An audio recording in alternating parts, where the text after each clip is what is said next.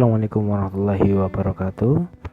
Berjumpa lagi dengan saya Nailul Rizky dalam mata pelajaran Al-Mahfudhot untuk kelas 8. Mari kita buka pelajaran pada hari ini dengan bacaan basmalah bersama. Bismillahirrahmanirrahim.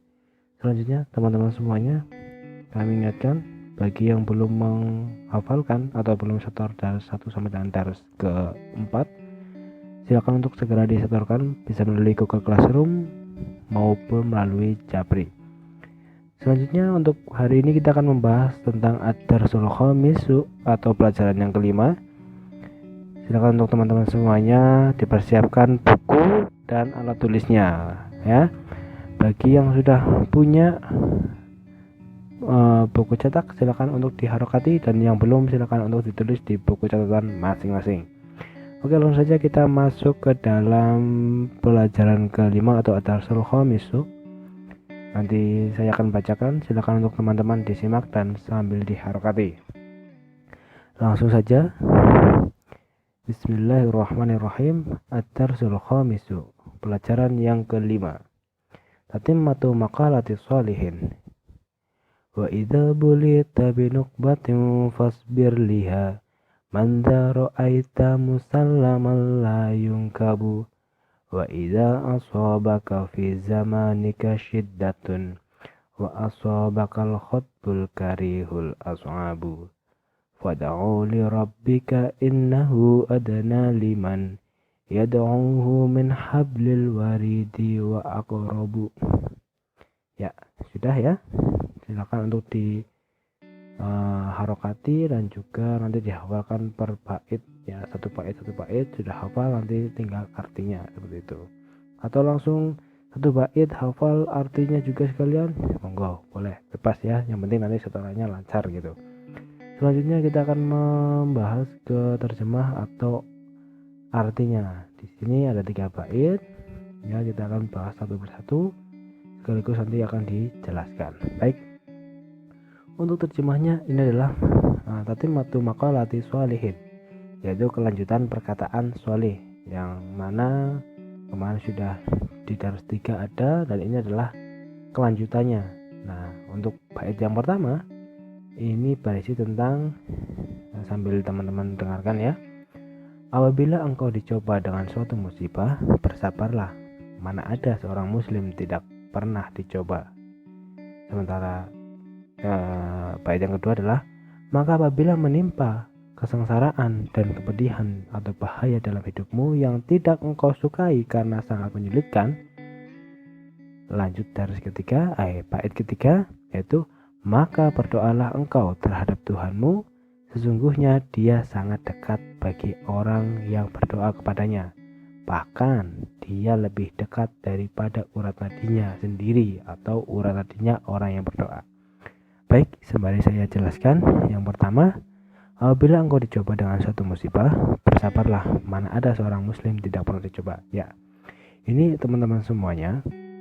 Jadi yang namanya ketika kita sudah menyatakan Islam, sudah menyatakan beriman, jangan merasa sudah aman, tentram. Ya boleh merasa aman, tentram, tapi jangan lalai, jangan lengah. Karena apa? Mungkin saja masih ada musibah yang Allah berikan kepada kita. Bukan berarti kita disiksa, bukan. Akan tapi apa, musibah itu bisa datang menjadi berbagai macam, yaitu sebagai sebagai siksaan atau azab, yaitu naudzubillah min dzalik. Ketika orang yang diberikan azab atau siksaan ya, musibah itu berupa azab atau siksaan, berarti orang itu memang benar-benar sudah sangat jauh dari Allah sehingga mendapatkan murka Allah, yaitu azab. Tapi yang kedua itu adalah sebuah ujian. Ujian apa? Ujian supaya kita manusia, orang yang mengaku beriman, mengaku Islam, itu diuji sama Allah. Apakah kita bisa melewati ujian tersebut? Dan apabila kita bisa melewati ujian tersebut, maka Allah akan meningkatkan derajat kita, insya Allah seperti itu. Karena dalam hadis riwayat Muslim pun dikatakan bahwasanya sungguh menakjubkan keadaan seorang mukmin, seluruh urusannya baik. Ini tidaklah didapati kecuali pada seorang mukmin. Jika mendapat kesenangan, maka ia bersyukur, itu baik baginya. Jika mendapat kesusahan, maka ia bersabar, itu pun baik baginya. Hadis riwayat Muslim nomor 2999. Kenapa ya? Semuanya ibadah. Jadi seluruh perbuatan umat Islam atau kita umat orang yang mengaku beriman itu insya Allah adalah ibadah ketika dilakukan dengan ikhlas. Ikhlas itu murni karena mengharap ridho Allah. Tadi dikatakan bila menimpa kesenangan kepada kita, kemudian kita bersyukur, ya Allah akan memberikan nikmatnya, Allah akan memberikan pahala kepada kita. Dan sebaliknya ketika mendapatkan musibah kok kita bisa bersabar, ya meskipun sabar itu adalah berat, ya, tetapi yaitu ujiannya bagi kita. Ketika kita bisa melampaui, insya Allah akan menaikkan derajat kita. Seperti itu ya anak-anak semuanya. Dan dua, ini maka apabila menimpa kesengsaraan dan kepedihan atau bahaya dalam kehidupanmu yang tidak engkau sukai karena sangat menyulitkan, ya tentunya kalau ada musibah pun ya mana ada orang yang senang mendapatkan musibah ya. Di sini lebih ditekankan di bait yang kedua, apabila menimpa kesengsaraan kepada kita, ya tentunya ya kesengsaraan enggak kita senangi, maka apa yang kita lakukan dijelaskan di bait yang ketiga, yaitu apa? Maka berdoalah engkau terhadap Tuhanmu, sesungguhnya dia sangat dekat bagi orang yang berdoa kepadanya. Bahkan dia lebih dekat daripada urat nadinya sendiri. Urat nadinya orang yang berdoa. Maksudnya apa? Ya ini sesuai dengan dalam Quran surat Al-Baqarah kalau nggak salah 186 ya.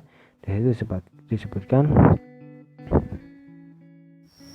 dan apabila hamba-hambaku bertanya kepadamu Muhammad tentang aku, maka sesungguhnya aku dekat.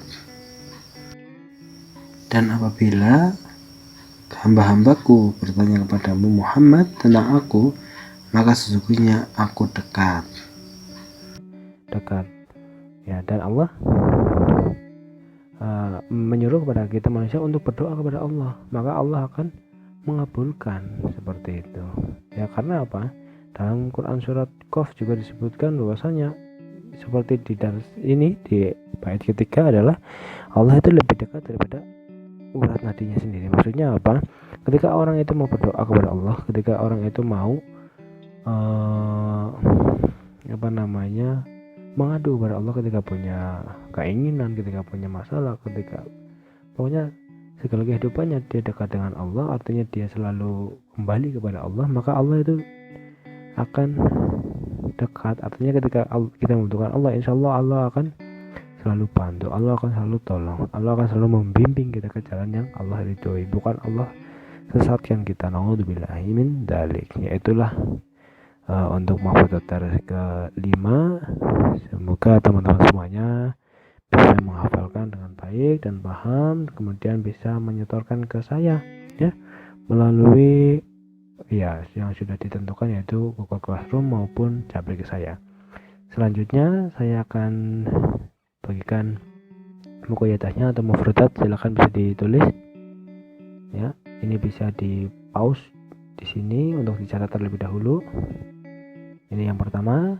Yang kedua, ini juga bisa di pause terlebih dahulu, silakan dicatat yang lengkap ya.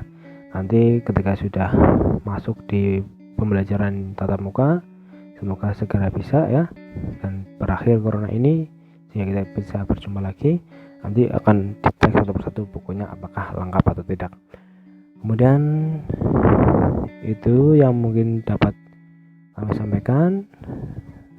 Terima kasih karena telah mengikuti pelajaran dengan baik, dan sampai jumpa di pertemuan yang akan datang. Mohon maaf apabila ada kesalahan. Assalamualaikum warahmatullahi wabarakatuh.